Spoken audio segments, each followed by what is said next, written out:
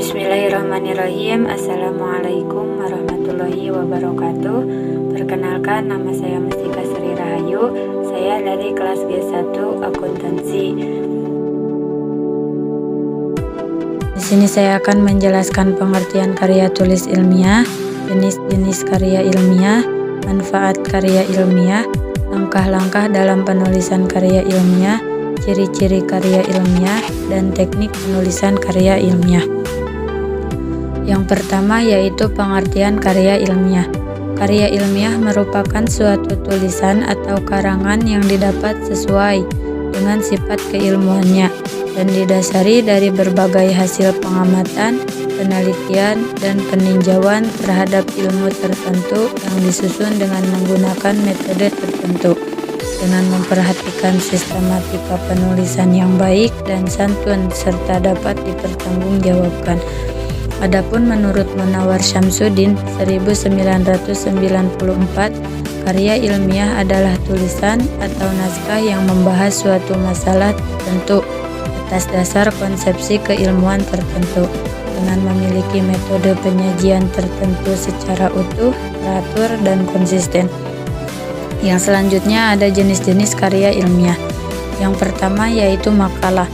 Makalah memiliki pengertian sebagai sebuah karya tulis yang isinya mengulas mengenai data di lapangan yang sifatnya empiris. Yang kedua ada artikel. Artikel merupakan tulisan yang berisi tentang opini dari penulisannya yang didasarkan pada suatu peristiwa. Yang ketiga ada kertas kerja. Kertas kerja pada dasarnya sama dengan makalah, namun dibuat dengan analisis yang lebih mendalam. Yang keempat ada paper. Paper merupakan sebutan khusus untuk makalah di kalangan mahasiswa dalam kaitannya dengan pembelajaran dan pendidikan sebelum menyelesaikan jenjang studi diploma S1, S2, dan S3. Yang kelima ada skripsi.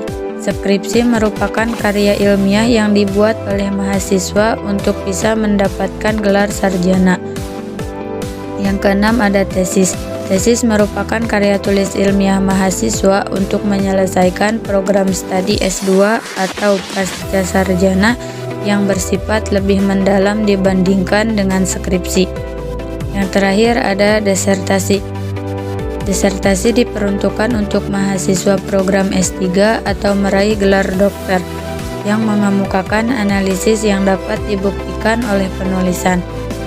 Yang selanjutnya ada manfaat karya ilmiah. Manfaat karya ilmiah yang pertama adalah untuk meningkatkan pengorganisasian fakta atau data secara jelas dan sistematis. Yang kedua melatih menggabungkan hasil bacaan dari berbagai sumber. Yang ketiga memperoleh kepuasan intelektual. Yang keempat memperluas cakrawala pengetahuan, dan yang terakhir mengenalkan dengan kegiatan keputusan. Yang selanjutnya adalah langkah-langkah dalam penulisan karya ilmiah.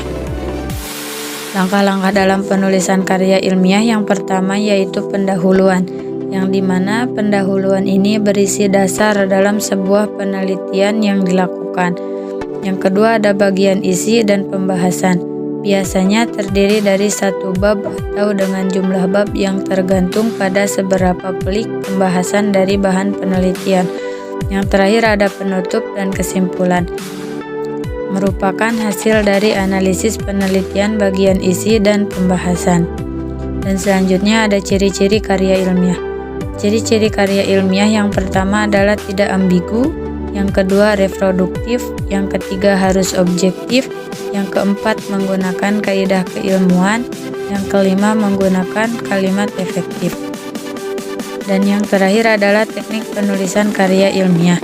Di dalam penulisan karya ilmiah mempunyai beberapa teknik atau bisa disebut juga dengan aturan, yaitu menggunakan margin dengan ukuran 4433, ukuran jarak spasi dalam penulisan 1,5 cm, bentuk font Times Roman, dan lain-lain adalah 12.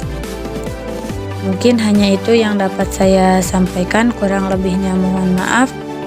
Assalamualaikum warahmatullahi wabarakatuh.